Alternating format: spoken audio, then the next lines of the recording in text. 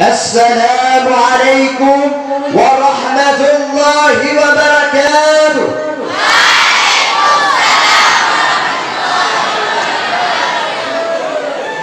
الحمد لله الذي جعلنا والديه إحسانا، والصلاة والسلام على رسول الله وعلى آله وصحبه ومن والاه. أشهد أن لا إله إلا الله وحده لا شريك له، وأشهد أن سيدنا محمدا عبده ورسوله لا نبي بعده. أما بعد. Segala puji bagi Allah. Dianya Allah yang maha tinggi, yang tinggi selain Allah itu rendah. Dianya Allah yang maha besar, yang besar selain Allah itu kecil. Dan dianya Allah yang maha raja, King of the King, raja di atas segala-gala raja, yang raja selain Allah itu pula. Salam memberikan salam. Tidak lupa juga kita sanjung sajikan ke seorang pemimpin alam, yaitu Nabi besar Muhammad sallallahu alaihi wasallam, yang mana oleh beliau yang telah mengubah wataknya manusia dari watak yang jahiliyah menuju ke watak yang berislamiyah, dari watak yang tiada beradab kepada gurunya menuju ke watak yang beradab kepada gurunya, seperti yang kita rasakan pada malam yang berbahagia ini. Dan doa restu kepada para alim ulama, baik itu ulama yang mutakadimin maupun ulama yang mu'takirin, yang mu'tabar di sisi Allah keduanya. Dan kata ta'ziman kami terutama sekali kepada Abu Yama Ummi yang ada di Kubah. Allahumma fillahuma warhamhuma wa'afihima wa'fanhuma walid abati. Dan diiringi dengan Rais Andaya Islami Mekah ini, dan mencukupi dengan seluruh dewan-dewan guru yang telah sudi mengajari kami hingga sampai pada detik ini. Seterusnya kepada dewan juri yang mulia dan alim bijaksana, hadirin hadirat, santriwan santriwati yang telah bersedia hadir pada malam yang berbahagia ini. Dan yang terakhir kepada moderator acara yang telah sudi kiranya mereka memanggil nama baik saya, tak lain dan tak bukan hanya untuk mengupaskan satu surahan singkat yang bertema rusaknya moral generasi bangsa dikarenakan kelalaian orang tuanya.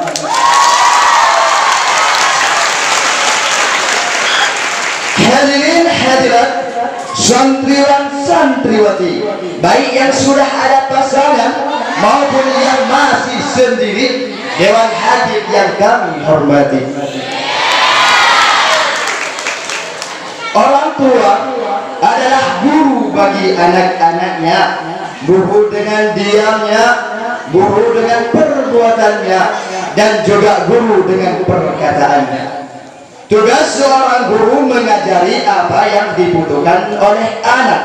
Pandainya seorang anak tergantung orang tuanya. Baiknya seorang anak di lingkungan berpengaruh kepada ruang lingkup dalam keluarganya. Dalam kitab Ta'lim halaman 16 terdapat satu hadis Rasul yang berbunyi, Bismillahirrahmanirrahim. Kullu mawludan yuladu ala fitratil Islam illa anna abwahu yuhawwidanihi wa yunassiranihi gisanihi. Setiap anak yang dilahirkan adalah suci dan Islam. Orang tuanya lah yang meyahudikannya, menasranikannya, dan juga memajusikannya. Peran orang tua sangat menentukan hasil baik dan buruknya anak. Nah hadirin, Rasul pernah berpesan kepada kita yang diriwayatkan oleh Imam Tirmizi. Bismillahirrahmanirrahim. Ma nahali waliduhu afdalun min adabin hasan. Tiada yang lebih afdal bagi orang tua memberi kepada anak-anaknya melainkan kebagusan budi pekertinya. Putar sejarah Sayyidina Ali bin Abi Thalib, sedang Sayyidina Hasan dan Husain bermain di atas punggung baginda Rasul. Tiba-tiba Ali datang dengan penuh ketakutan, mereka langsung turun. Nabi bertanya, kenapa dengan kalian? Wajah yang penuh gugup. Mereka berkata, ayah kami telah datang ya Rasul. Dengan cepat Nabi menghampiri dan memukul mereka seraya berkata, kesopanan lebih baik bagi kalian. Ali mendidik ruhnya anak dan juga kebagusan orangnya anak. Akhirnya kisah manis pun masih dikenang. Hasan dan Husain menjadi khalifah sang penegak keadilan dunia di masanya. Lihat Luqmanul Hakim, orang tua bijaksana memberi kekuatan kepada anak-anaknya. Tidak pernah lelah lisannya, tidak pernah bosan hatinya untuk menasihati anak-anaknya, sehingga nama Luqmanul Hakim pun dengan keagungan dan kemuliaannya dijadikan Allah sebagai nama surah dalam Al-Quran, yaitu surah Luqman. Sayyidina Ali dan Luqman bukan hanya menafkahkan materi jasmaninya anak, materi yang dibutuhkan oleh tubuhnya anak, melainkan materi rohania, materi akaliah yang diperlukan anak tidak juga mereka tinggalkan. Alhasil anaknya mulia dan mereka dimuliakan oleh Allah. Anaknya terjaga kemanusiaannya dan mereka menjadi hamba yang lebih dekat dengan Sang Pencipta. Sungguh menakjubkan. Namun peradaban sudah berubah. Alam kecemasan sudah mulai terlihat. Mana siaran-siaran yang mengkhawatirkan. Sebelum menjadi ayah, sebelum menjadi ibu, padang di media channel ayah channel ibu yang baik untuk anak-anak kita. Namun kebaikan tidak berpihak kepada mereka. Sekarang bagi orang tua yang terpenting bukan kemanusiaan, tapi hanyalah status sosial serta benda dan kekuasaannya. Yang terpenting bukan ridha Allah, tapi adalah gaya kealimannya. Di semua kota sosial yang prilir, bukan kebenaran, bukan kebaikan dan kemuliaan, melainkan kegagalan dan keunggulan. Semua itu tumpah ke masyarakat kita. Hujan deras beratap-ratap atas keluarga rumah kita, merampuhkan tombak dan tiang-tiang kemanusiaan pada mereka, sehingga anak selalu tidak mendapatkan hak pada orang tuanya. Orang tua yang lupa akan tanggung jawabnya kadang tidak mengerti tanggung jawabnya. Anak layaknya yatim piatu yang sendiri melawan arus gelap. Tidak ada unsur pencegahan, jauh dari kata diri dan orang tua yang sibuk memikirkan akan kecantikannya, sibuk dengan pekerjaan, sibuk dengan uang, tanpa memikirkan pada si anaknya, padahal anaknya terbuang dan sia-siakan. Maka jangan heran hadirin ketika kita melihat orang tua yang mengancam kafir bahwa Israel dengan lisan mereka, dengan alasan Israel merusak kota Islam, Israel membuat orang Islam tidak aman, Israel meruntuhkan persaudaraan orang Islam, Israel kurang ajar, Israel biadab, Israel laknatullah. Tanpa mereka sadari Sementara orang yang mereka berikan makanan di rumahnya, yaitu ialah orang-orang yang merusak tiang-tiang agama. Anaknya tidak salat, dibiarkan saja. Anaknya tidak puasa, digampangkan saja. Anaknya berpakaian ala Israel, dimanjakan, berkata saya cinta kepada agama, tapi anak-anaknya jauh dari nilai-nilai agama. Si batu bola dan si pak bate, si batu gambe dan main bola, urus si gado si bungan HP, anak dung jahe lupa kohana.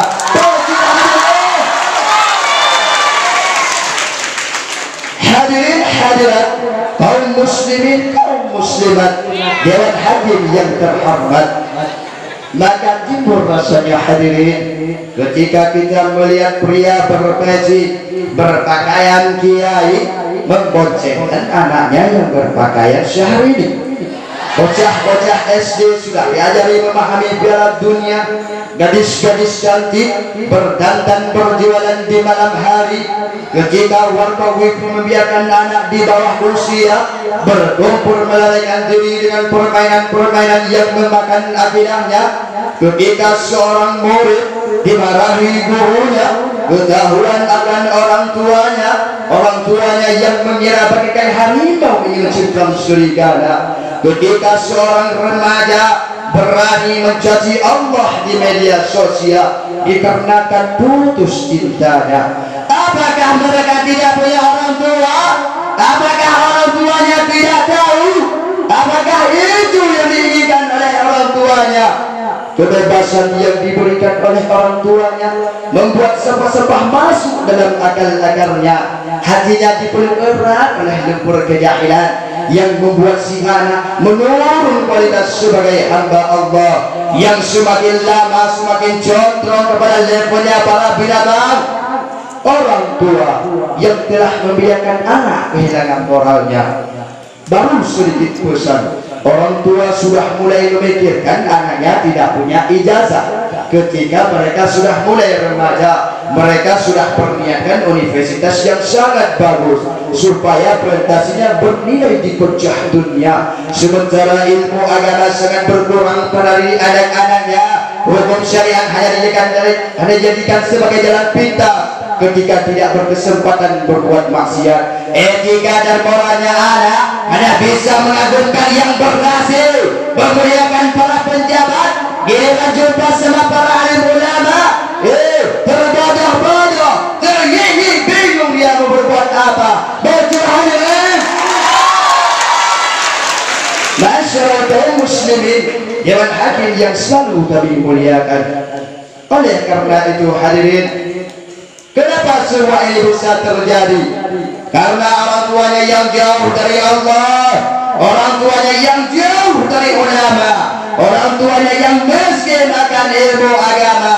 Akhirnya mereka enggan untuk mendidik anak-anaknya. Mereka tidak memberikan kesempatan untuk anaknya biar dekat dengan ulama, sehingga anak terapung dalam lembah kejahilan, anak tergelam dalam lautan durhaka. Si anak telah buta akan kebenaran, ditakuti was-was syaitan dalam tipu dayanya. Hidup anak terbengkalai karena kelalaian orang tuanya. Masyarakat kaum muslimin, Dewan Hakim yang kami muliakan. Oleh karena itu, semasih hayat dikandung badan, sebelum jasad dikandung tanah. Mari kita mencerminkan diri kita sendiri. Mari kita muhasabah pada diri kita sendiri. Sayyidina Ali sanggup mendidik anak-anaknya. Luqmanul Hakim mampu tenar sebagai orang tua bijaksana. Jika mereka sanggup, kenapa ada kata tidak pada kita? Jangan lupa pesan Allah dalam Al-Quran surat At-Tahrim ayat 6. Bismillahirrahmanirrahim. Ya ayyuhalladzina amanu qul anfusakum wa ahlikum naran.